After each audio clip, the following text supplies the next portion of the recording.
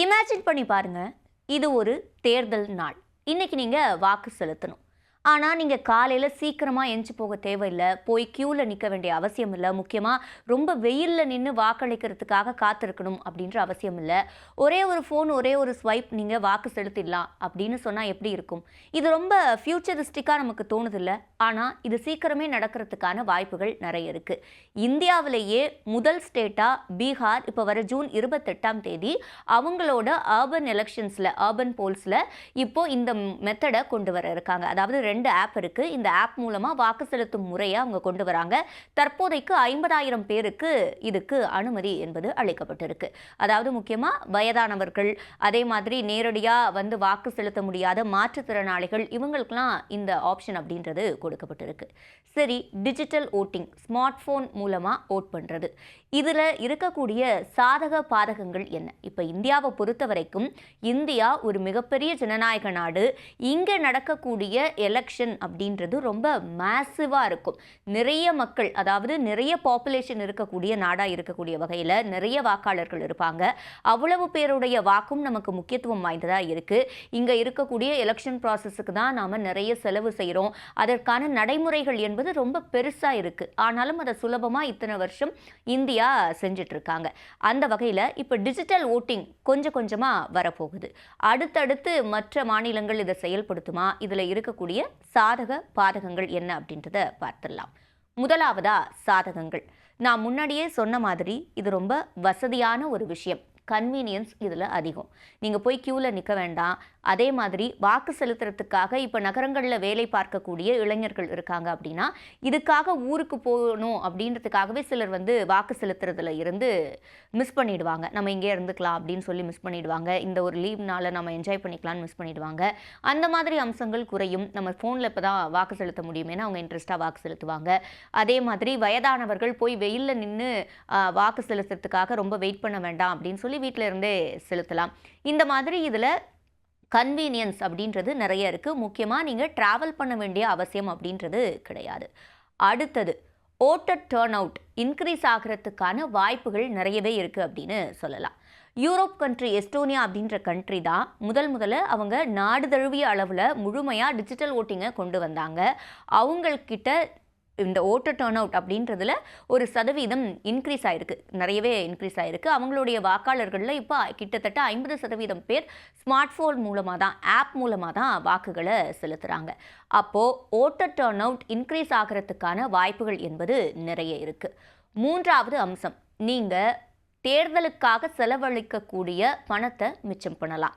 அதாவது தேர்தலுக்காக செலவழிக்கக்கூடிய பணம் அப்படின்றது இங்கே என்ன சென்ஸ்லனா, அரசாங்கம் தேர்தல் பணிகளை மேற்கொள்வதற்காக ஒவ்வொரு தேர்தலுக்கும் பல கோடி செலவு பண்ணுறாங்க.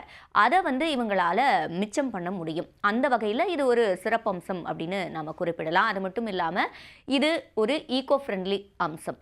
நான்காவதாக சொல்லும்போது இது ஒரு ஈகோ ஃப்ரெண்ட்லி அம்சம் அப்படின்னு சொல்லலாம். ஏன்னா இப்போ நம்ம பேலட் அப்படின்னு பார்க்கும்போது அதுக்கு நிறைய பேப்பர் ஒர்க்ஸ் தேவைப்படும். அதே மாதிரி நீங்கள் ட்ராவல் பண்ணி ஒரு இடத்துக்கு போகும்போது அன்றைக்கி நிறைய பேர் நிறைய ட்ராவல் மேற்கொள்வாங்க. அது மூலமாக நீங்கள் எவ்வளோ ஃபியூவல் யூஸ் பண்ணுறீங்க அப்படின்ற கணக்கு பார்க்கலாம். அது மட்டும் இல்லாமல் எலக்ட்ரிசிட்டி வேஸ்ட்டை கட் பண்ண முடியும். நீங்கள் இந்த மிஷின்ஸை டிரான்ஸ்போர்ட் பண்ணுறதுக்குன்னு உங்களுக்கு ஒரு செலவாகும். அது தவிர இந்த மாதிரி எலக்ட்ரிசிட்டி வேஸ்ட்டை வந்து கட் பண்ண முடியும். ஒவ்வொரு இடத்துக்கும் எவ்வளோ செக்யூரிட்டி தேவைப்படுது, இது எல்லாத்தையுமே அவங்க குறைவாக பண்ண முடியும். அப்போ இது ஒரு ஈகோ ஃப்ரெண்ட்லி அப்ரோச் அப்படின்றது இதில் முக்கியமான அம்சம். இதில் என்னென்ன பாதகங்கள் இருக்குது அப்படின்னு நம்ம பார்த்தோன்னா, முதலாவது விஷயம், இது ரொம்ப ட்ரஸ்டபுளான ப்ராசஸ் அப்படின்றத மக்கள் ஏற்றுக்கணும். மக்கள் இதை ஏற்றுக்குவாங்களா அப்படின்றது ஒரு கேள்விக்குறியாக இருக்கும். ஏன்னா இதில் ஏதாவது ஒரு சின்ன தவறு நடந்தால் கூட அது இந்த சிஸ்டம்னால மட்டும் இல்லை, இதில் வந்து தேர்தல் மேலேயே ஒரு அவநம்பிக்கை ஏற்படக்கூடிய நிலைக்கு மக்கள் தள்ளப்படலாம். அப்போ அந்த மாதிரி எதுவும் கோளாறுகள் நடக்காமல் இதில் பார்த்துக்கணும். அடுத்ததாக சைபர் செக்யூரிட்டி தொடர்பான கவலைகள். இப்போ டிஜிட்டல் பேங்கிங் பண்ணுறதுலே நிறைய விஷயங்கள் நடக்குது. நிறைய அதிலேயே வந்து அவங்க ஹேக் பண்ணி நிறைய விஷயங்களை செய்ய முடியுது. அப்போ ஸ்மார்ட் ஃபோனில் ஒரு ஆப் மூலமாக நீங்கள் ஓட் பண்ணும்போது அதில் நீங்கள் என்ன சிக்கலை வேணால் சந்திக்கிறதுக்கான வாய்ப்புகள் இருக்குது. ஸ்மார்ட் ஃபோனை ஹேக் பண்ணலாம், மால்வேர் இன்ஸ்டால் பண்ணலாம். இந்த மாதிரி நிறைய நீங்கள் ரிஸ்க்கை வந்து ஃபேஸ் பண்ண வேண்டியிருக்கும். அப்போ அந்த அளவுக்கு இதுக்கான பாதுகாப்பு அம்சங்களை பலப்படுத்தணும். சைபர் செக்யூரிட்டி அடுத்த கன்சர்ன். மூன்றாவது அம்சம், ரொம்ப சில்லியா தெரியும். இப்போ உங்க ஃபோன்ல பேட்டரி ரொம்ப கம்மியா இருக்கலாம். இல்ல நீங்க இருக்கக்கூடிய ஏரியால புவர் இன்டர்நெட் இருக்கலாம். இல்ல நீங்க கரெக்ட்டா ஓட் பண்ண போற சமயத்துல ஆப் கிராஷ் ஆகலாம். இந்த மாதிரியான விஷயங்கள்லாம் சின்ன சின்ன விஷயமா தெரிஞ்சா கூட அதுல ஒருத்தரோட வாக்கு மிஸ் ஆகுது அப்படின்னாலும் அது ஒரு முக்கியத்துவம் வாய்ந்த ஒரு வாக்கு தான். அப்ப அதுவும் ஒரு பெரிய பிரச்சனை தான். இதையெல்லாம் தாண்டி டிஜிட்டல் டிவைட் அப்படின்ற ஒரு அம்சத்தை கொண்டு வராங்க. அதாவது எப்படின்னா, இதில் எல்லாரும் இன்க்ளூசிவாக இருக்கணும், எல்லாருக்கும் வாக்கு செலுத்தக்கூடிய உரிமை அப்படின்றது இருக்குது. இதில் சிலர் விடுபடுறதுக்கான வாய்ப்புகள் இருக்குது. இப்போ இந்தியா மாதிரியான நாட்டில் இன்னும் நிறைய பேர் ஸ்மார்ட் ஃபோன் இல்லாமலே கூட இருப்பாங்க, இல்லை வச்சிருந்தாலும் கூட அதை பற்றின முழுமையான புரிதல் இல்லாமல் இருப்பாங்க. அப்போ அவங்க இதை சரியாக பண்ணாமல் போயிட்டாங்க அப்படின்னா, அதில் கோளாறுகள் ஏற்பட்டுச்சு அப்படின்னா அந்த வாக்குகள் மிஸ் ஆகிறதுக்கான வாய்ப்புகள் இருக்குது. அப்போ ஒரு செக்ஷன் ஆஃப் பீப்புள் மட்டும் இதில் விடுபட்டு போயிடுவாங்க அப்படின்ற ஒரு எண்ணம் வரத்துக்கான வாய்ப்புகள் இருக்கு. எப்படி பார்த்தாலும் இப்போ உடனடியாக முழுமையாக எல்லாரும் டிஜிட்டல் ஓட்டிங் கொண்டு வர போறோம் அப்படின்னு சொல்லலை. ஆனால் எதிர்காலம் அப்படின்னு பார்க்கப்படுறதுனால இந்த ஒரு அம்சமை எப்பவுமே அவங்க மைண்ட்ல வச்சுக்க வேண்டிய ஒரு அவசியம் இருக்கு. அதே மாதிரி அடுத்த அம்சம், இப்போ நீங்க ஓட் பண்ணும்போது இப்போ இவிஎம் மெத்தட்லலாம் உங்களுக்கு நீங்க இவங்களுக்கு தான் ஓட் பண்ணியிருக்கீங்க அப்படின்றத திரும்பவும் கன்ஃபார்ம் பண்ணிக்க முடியும். அதே மாதிரி யாராவது இப்போ குறை சொல்றாங்க, இதில் இந்த ஓட்டிங்கில் ஏதோ கவுண்ட் பண்ணுறதுல தப்பு இருக்குது அப்படின்னு சொல்கிறாங்கன்னா திரும்பவும் நம்ம அதை வெரிஃபை பண்ண முடியும்.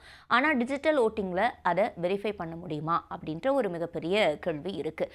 வெரிஃபை பண்ண முடியும்னா எப்படி பண்ணலாம், அதுக்கு என்ன அம்சங்கள்லாம் இருக்குது அப்படின்றதெல்லாம் இன்னும் அவங்க நிறையா ஒர்க் அவுட் பண்ண வேண்டி இருக்குது. ஏன்னா இதில் மிஸ்டேக் நடந்தாலும் அதுவும் மக்களுக்கு ஒரு அவநம்பிக்கையை ஏற்படுத்திடும்.